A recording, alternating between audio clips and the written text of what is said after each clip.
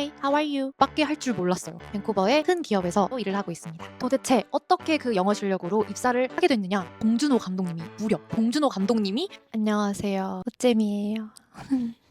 거의 한 달 만이네요. 마이크를 산 기념으로다가 이번 영상은 처음으로 이렇게 앉아서 제 이야기를 풀어보는 토크 영상이 될 것 같아요. 제 채널을 조금 봐주신 분들은 아시겠지만 저는 주로 영어를 더럽게 못하는 한국인의 해외 생활 혹은 회사 생존기를 브이로그로 다루고 있는데요. 그래서인지 도대체 어떻게 그 영어 실력으로 밴쿠버 대기업에 취업하셨어요? 라고 궁금해하시는 분들이 조금씩 생기더라고요. 사실 해외 취업을 하려면 이렇게 하세요 하고 알려주는 뭐 방법이나 꿀팁 같은 영상은 아니에요. 혹시 뭔가를 도전해보고 싶은데 나는 아직 너무 부족해서 안 돼 라는 마음으로 주저하고 계시는 분들이 계시다면 제 이야기를 통해서 밖에나마 위로와 용기를 좀 드리고 싶었습니다. 우선 간단하게 제 소개를 하자면 저는 현재 7년차 3D 애니메이터이고요. 밴쿠버에 2년째 거주를 하고 있지만 아직 회식 자리와 미팅 자리에서 거의 60-70%는 못 알아듣는 사람이에요. 심지어 제가 처음 입사할 때는요. 진짜 과장 하나 안 보태고 Hi, how are you?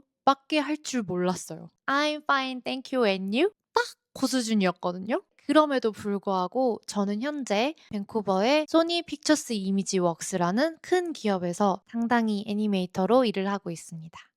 애니메이터라는 직업이 조금 생소하실 수 있는데요. 그냥 3D 프로그램으로 캐릭터의 움직임을 만드는 뭐 예술 직군 중 하나라고 생각해 주시면 될 것 같아요. 제가 참여했던 작품으로는 많은 분들이 알 법한 케이팝 데몬 헌터스와 그리고 이번에 개봉하는 고트라는 작품에 참여했습니다. 그래서 도대체 어떻게 그 영어 실력으로 입사를 하게 됐느냐? 사실 제가 한국어로 면접을 보고 들어왔다면 믿으시겠어요?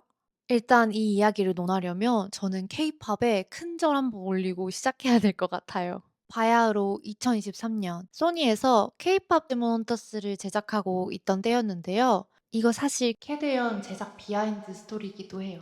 일단 소니는 캐나다 밴쿠버에 제작 본사를 두고 있는 회사예요. 근데 그 당시 소니가 캐대언의 한국 문화를 더 잘 녹여내기 위해서 한국인들로만 이루어진 애니메이션 팀을 한국에 제작을 할까 하는 움직임이 있었는데요. 그때 저는 한국에서 4년차 애니메이터로 일을 하고 있었고 미국의 대형 애니메이션 스튜디오에서 일을 하시면서 한국 회사의 슈퍼바이징을 겸업하시던 분과 화상을 통해 3년간 일을 해오던 상태였어요. 그리고 감사하게도 그 신뢰를 바탕으로 저를 소니 한국팀 멤버로 추천해 주신 거예요. 그래서 준비된 포폴이 통과되고 면접이 잡혔는데 어차피 소니에서 한국 베이스로 한국인들을 대상으로 하는 면접인 거를 인지를 하고 있는 상태였어서 통역을 해 주시는 분을 끼고 한국어로 면접을 진행하게 됩니다. 정말 사상 초유의 이례적인 일이었을 거예요. 면접까지 무사히 통과하고 확정된 20분의 한국인 팀원분들과 함께 다음 스텝을 기다리고 있었는데요. 거의 1년 정도의 기다림 끝에 그 프로젝트가 와해되었다는 아주 슬픈 소식을 듣게 됩니다. 정확히는 모르겠지만 아마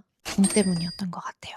너무 꿈의 직장이었던지라 정말 상심이 컸는데요. 근데 당시에 그거랑 별개로 제가 캐나다 워킹홀리데이 비자 초대장을 받아둔 상태였어요. 고등학교 때부터 해외에서 한 번은 꼭 살아보고 싶은 욕심이 있었던지라 고민을 하다가 워킹홀리데이라도 한번 떠나보자 하고 마음을 먹게 됩니다. 그때는 이미 소니에서 채용이 완전히 무산된 상태였고 제가 밴쿠버로 간다고 채용을 해주는 게 아니었어요. 그래서 그냥 마음을 다 내려놓았고 해외에서 살아보는 멋진 인생 경험이라도 획득하자라는 마음으로 용기를 내게 됐어요. 근데 진짜 아이러니하게도 사실 애니메이터로서는 굉장히 역주행을 하는 기분이었어요. 왜냐하면 그때 한국에서 봉준호 감독님이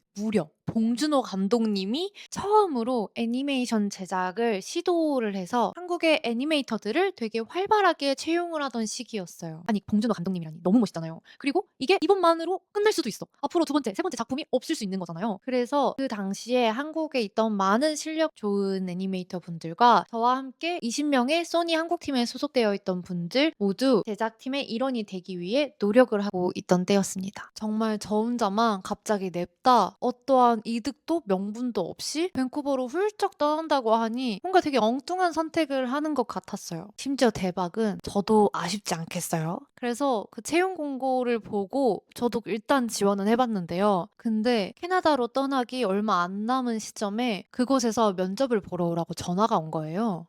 심지어 그날은 제가 워킹 홀리데이를 위해서 건강검진을 받기로 한 날이었어요. 저는 이게 무슨 운명의 장난같이 진짜 느껴졌어요.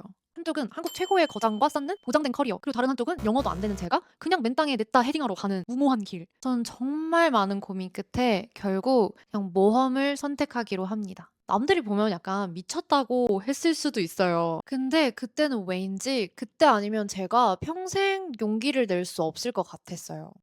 네, 그래서 제가 그 결정을 멋지게 하고 나서 쿨했냐고요? 절대 아니요.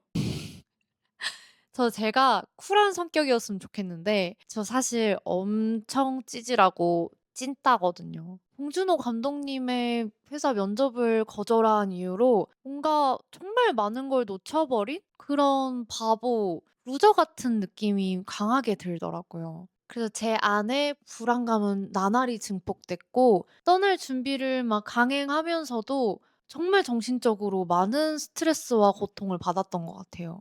저를 더 무섭게 했던 건요. 저는 혼자 살아본 적이 없었어요. 당연히 해외에서 혼자는 더더욱이 없었고요. 혼자 국내 여행조차 떠나보지 않은 애송이였답니다. 그래서 그 많은 걱정과 스트레스가 몸을 쳐서 엄청 센 장염으로 결국 병원에 실려가게 됩니다. 복통과 고열이 떨어지질 않는 거예요. 그래서 항생제를 이렇게 링겔을 통해서 며칠째 계속 주입을 해야 됐고요. CT를 찍고 몸 상태를 다 점검하는 상황에까지 이르렀어요. 그렇게 한 4일 정도 입원해 있었던 것 같아요. 근데 너무 다행히도 장염 외에는 큰 이상은 없었고 그냥 너무 큰 스트레스로 장이 다 부어 있는 상태였어요. 그래서 무사히 퇴원을 할 수 있었고 그때가 출국하기 딱 1주일 남은 상태였어요. 짐을 정말 급하게 싸고 정말 극적으로 캐나다로 떠나는 비행기에 탑승하게 됩니다. 장염에 걸린 게 그렇게 안 좋은 것만 있던 게 아니었어요. 왜냐면 제가 입원해 있는 동안 제 삶에 대해서 굉장히 많이 돌아보게 된 계기가 됐거든요. 건강을 잃어보니까 제가 얼마나 쓸데없는 비교와 불안에 매달려 있었는지를 자각하게 됐던 것 같아요. 그래서 제가 캐나다로 떠나는 비행기 안에서 느낀 감정은 후회가 아닌 감사함이었어요. 한창 불안함으로 점철되어 있을 때 상상했던 저의 비행기 속의 모습은요. 참 후회, 불안, 걱정, 두려움 같은 부정적인 감정들로 잠식되어 있는 상태였거든요. 근데 실제로 제가 비행기 속에서 느낀 감정은 감사함, 스스로에 대한 대견함, 그리고 저를 지지해 주는 많은 친구들과 저의 가족에 대한 사랑이었어요. 그때 비행기 안에서 친구가 써준 편지를 읽으면서 너무 벅찬 행복감에 막 눈물을 흘렸던 기억이 나네요. 그렇게 무사히 밴쿠버에 도착한 저는 두 번째로 감사한 일이 생기게 됐습니다. 앞서 말했던 저와 3 년을 함께 일했다던 슈퍼바이저 분께서 제가 부탁을 한 것도 아닌데 정말 호의로 소니에 제가 밴쿠버로 향한다는 사실을 고지해 준 거예요. 그리고 기대도 하지 않았던 두 번째 면접이 잡히게 됩니다. 이번 면접은 실제로 오피스를 가서 직접 보는 면접이었고요. 다행스럽게도 한국인 슈퍼바이저 분이 통역으로 같이 들어와 주셔서 제 인상을 좋게 남길 수 있도록 도와주셨습니다. 그렇게 기적같이 밴쿠버에 도착한 지 2달 만에 소니에 입사할 수 있는 정말 선물 같은 기회를 얻게 됐어요. 심지어 그 20 명의 소니 한국 팀원분들 중 처음으로 유일하게 입사에 성공한 사람이 되었어요. 모두가 향하는 안전한 길을 등지고 역주행을 해서 혼자 벼랑 끝으로 막 달려가고 있다고 느꼈던 저의 선택이 엄청난 용기와 패기로 기회를 쟁취한 영웅적인 선택으로 탈바꿈된 순간이었습니다. 에이, 지금 너가 너무 그냥 운이 좋았던 거 아니냐고요? 맞아요. 너무나도 맞아요. 저는 제가 진짜 운이 좋았다고 생각하고 그리고 그것에 정말로 감사하고 있어요. 근데 여기서 제가 느낀 포인트는요. 저는 매 순간 유의미하던 무의미하던 끊임없이 어떤 행동을 해 왔다라는 거예요. 운은 누구에게나 찾아올 수 있지만요. 그 확률을 높여주는 건 행동밖에 없거든요. 제가 어떤 영상에서 봤는데 운의 한자가 움직일 운이래요. 그래서 저희가 운을 향해 움직여야지 가만히 있으면 아무것도 잡을 수가 없는 거예요. 근데 저도 사실 그렇게 선택을 잘하는 사람이 아니었어요. 내면에 열등감도 굉장히 많고요. 확신도 없고 실패를 그 누구보다 무서워하는 사람이거든요. 그래도 현재에 조금이라도 성장한 지금의 저를 만든 제 인생에서 다양한 운을 쟁취할 수 있게 해준 크고 작은 행동들에 대해서 다음 영상에서 한번 같이 이야기 나눠보면 좋지 않을까 싶어요.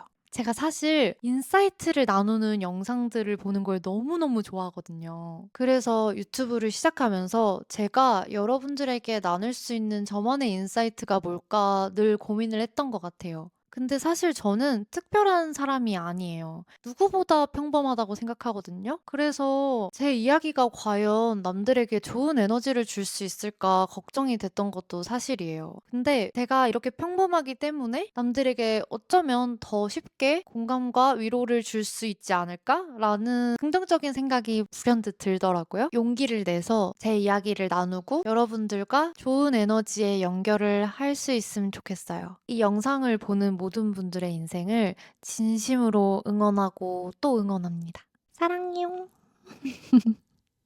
그러면 다음 영상에서 봐요. 안녕.